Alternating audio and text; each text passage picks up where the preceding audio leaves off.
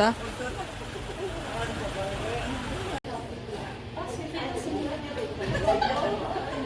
Christmas ka mamiti.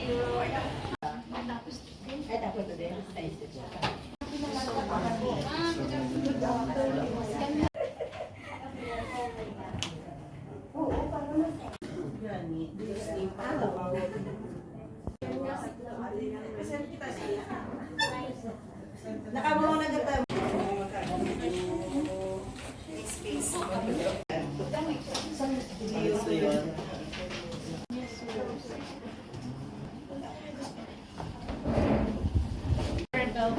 Okay.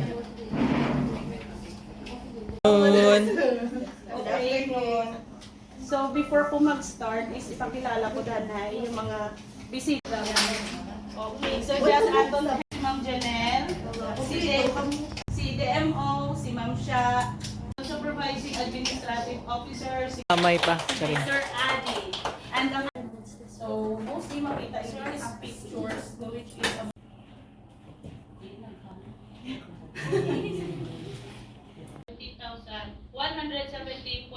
focal coordinator sa data management. Graphic report since 2019. So ang hingkay adlang gid naman isang iyang nga bay. Present ka master list January to June. So gimprint namon sa hambal ni Sir is kakadisi. So gimbind namon siya para pag-on kag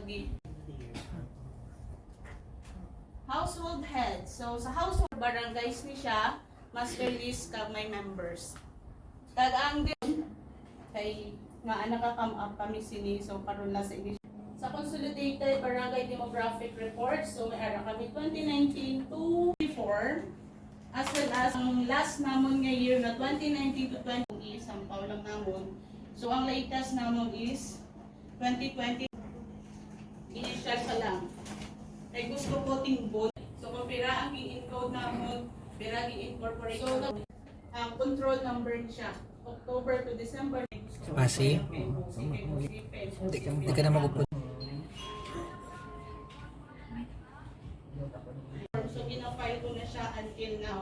So diri ang among gesture recommendations kay gina-check enhance pagin. So gina-take ko as ano. Because daw ka namin sa pamatsyagan do ano pamating sa RPFP. So since pag sulod sa 2022 ko siya di present. Sa barangay ara sila nag-access as part of other activities. So sa RPFP amo nang activities. Conduct lectures. Easy monitoring. So gina-file ko ta event to nga may iban nga monitoring sa before SDLG nag-monitoring ako so hambal ko para makabulig man ang ibabaw gidala ko sa YDO para ko magbalik sa office naka-repainting doon ang bisinan. Dira nyo makita manotice ninyo kadaan ang mga pictures sa PC. So, isa pag naging na-concerns ka na po, may gapangayo, di ka data, tawan namon. Data request form. So, makonsider ko man siya one of initiatives namon kay ang mga BSPO, the responsible do bala regarding sa data request nanda. Request. Receiving copy. So, sa receiving copy, may receiving copy kami nga kung example, i-organize nila ang ERPAT. Organize sa mga project implementation natin, especially sa aton nga si PNP as well as si Menro, gitagaan taman para man sa population data nga sakop kaiyang ang mga collections. Posting nila, taga-bisita ni DILG, PO15 per quarter per BSPO. So, sa per quarter, file. Mga master list namon naging produce. Among budget sa 175,000. Hindi siya, proud to say, drawing ni kaiyang nga bata. Di ba tita? Yung yes, question. Initiatives diri sa San Enrique. Kag saludo gid kami sa mga BSPOs. From one single table sa pagsulod going hatag ako diri.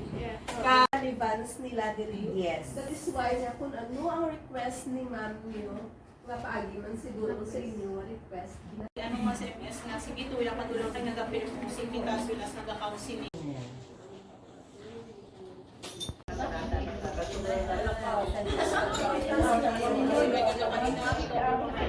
San Enrique Road. rolling, and action. Surong San Enrique.